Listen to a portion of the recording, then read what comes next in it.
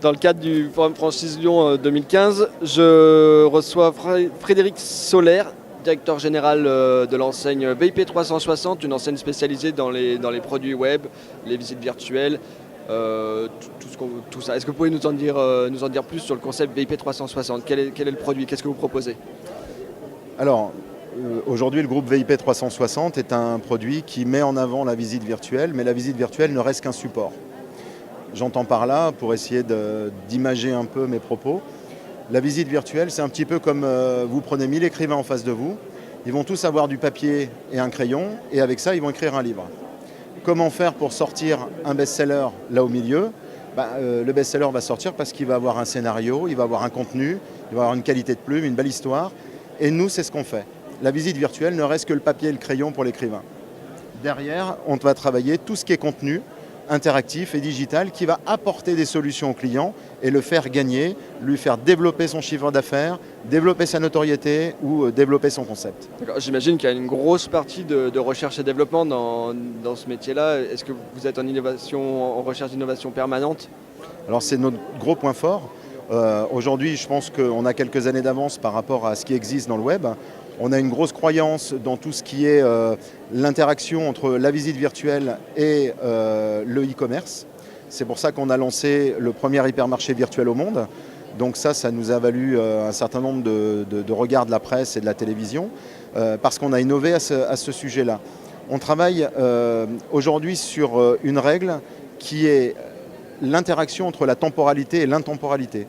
C'est-à-dire qu'aujourd'hui, une visite virtuelle reste intemporelle. On shoot à un endroit, un lieu précis et qui est le même aujourd'hui que dans 6 mois, mais on incorpore des éléments à l'intérieur qui sont des éléments temporels.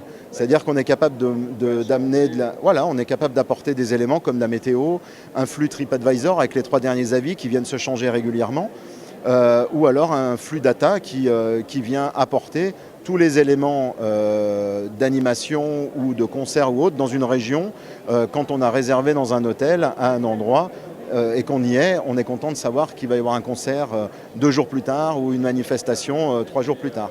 Donc vous avez un produit qui est très vendeur et vous avez choisi de vous développer en franchise. Expliquez-nous un petit peu pourquoi ce choix, pourquoi vous développez en franchise. Bon, alors c'est très très simple. À un moment donné, on s'est retrouvés, je suis associé avec mon fils Kevin, qui est rentré d'Australie pour monter cette société avec moi. Et on s'est retrouvés au bout de quelques mois à avoir des demandes. Nous, on était dans le sud de la France, on avait des demandes dans l'ouest, dans le nord-ouest, dans le nord de la France, en Suisse. Et à un moment donné, j'ai dit à mon fils, il y a 2 solutions. Soit on trouve une solution claire, nette et précise, ou sinon on achète une caravane et on joue les Kenji et on va faire des concerts chaque matin.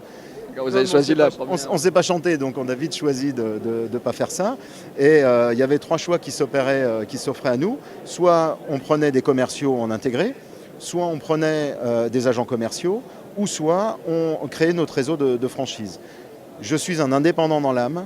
Je suis là pour assister vraiment et être là toujours aux côtés de mes franchisés, mais ce n'est pas de l'assistanat. Donc à un moment donné, j'ai préféré travailler avec des indépendants qui gèrent leurs propres affaires et qu'on vient soutenir et non pas une assistanat comme on le ferait avec des commerciaux ou avec des agents commerciaux. D'accord. Justement, en parlant de soutien, vous parlez de soutenir vos franchisés. Qu'est-ce que vous leur proposez concrètement en termes d'outils, d'accompagnement ? Alors déjà, quand ils arrivent, il y a une première période qui dure 1 semaine, 5 jours de formation intensive, dans laquelle on va développer les choses de la manière suivante. Les 3 premières journées, il y a une formation avec une méthodologie de vente, avec l'ensemble des arguments liés à notre métier.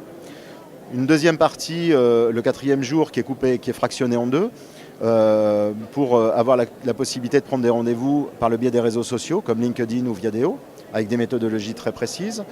La deuxième partie de l'après-midi est plus orientée technique pour savoir quelles sont les possibilités de nos visites virtuelles et comment ça fonctionne, le lexique, la grammatique dans notre métier, puisque y a des mots un peu barbares qui sont utilisés parfois par les clients et on doit savoir au moins de quoi il s'agit. Et même si je n'ai pas, moi, envie d'avoir à mes côtés des techniciens ou des photographes, c'est pas du tout ça, puisqu'on travaille sur de la segmentation où chacun a son métier, chacun doit faire correctement son métier. Vous recherchez quoi, des commerciaux ? C'est pas des commerciaux. Aujourd'hui, le mot commercial ne me plaît pas sous son terme classique. Il y a une phase d'écoute très importante et aujourd'hui on a vraiment un rôle de conseil qui est primordial. C'est pour ça qu'aujourd'hui, on le dit, on cherche des consultants en marketing digital. Le mot consultant, c'est celui qui est le plus proche du métier que le franchisé fera demain. C'est-à-dire qu'il va y avoir une grosse phase d'écoute et il va travailler avec le client après l'avoir écouté, il va lui dire, voilà, en fonction de ce que j'ai compris de votre métier, ce que j'ai compris de vos problématiques, le scénario idéal, c'est ça. Imaginez si on faisait ceci, si on faisait cela, comme ci ou comme ça. Et là, le client, on ne lui vend pas la visite virtuelle et le scénario, c'est lui qui va l'acheter. D'accord, on est vraiment sur du conseil, c'est un peu l'architecte. C'est exactement ça.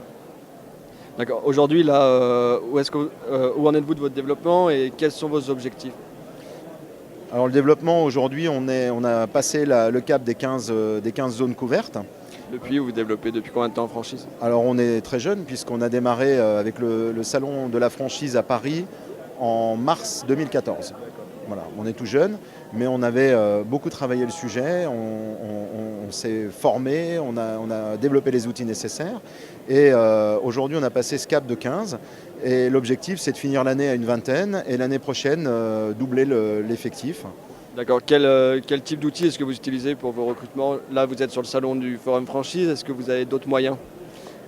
Alors, le salon est un moyen, puisqu'on fait Lyon, on fait Marseille, on fait le salon virtuel de la franchise, on fait Paris. Et en termes de visibilité, aujourd'hui, on a choisi un partenaire exclusif, qui est toutelafranchise.com. Et on a une interlocutrice de choix, puisque Sandy Machado est la personne qu'il nous fallait. Elle a su nous convaincre au départ, ça n'a pas été facile. Hein. J'imagine. Mais c'est la seule personne que j'ai rencontrée dans ce métier qui m'a fait moins de promesses que ce qu'elle a tenu derrière. Et franchement, elle a toujours été là en soutien. Elle a partagé avec nous. On a eu des moments où on a vraiment repensé le sujet parce qu'on se posait des questions et elle a été là pour nous écouter alors que ce n'est pas son métier à la base. Franchement, bravo. D'accord. Et du coup, vous avez des candidats là sur le salon via le site Toute la Franchise. Vous avez des candidats. Comment est reçu le concept par les créateurs d'entreprises? Bah écoutez, depuis ce matin, on est arrivé à 9h, enfin ça a ouvert à 9h30. Depuis 9h31, on a du monde sur le stand. On n'a pas pris 5 minutes pour aller manger. Ça n'arrête pas. A priori, le concept plaît. Donc le concept plaît. Je vous remercie. Merci. Ça va? Super.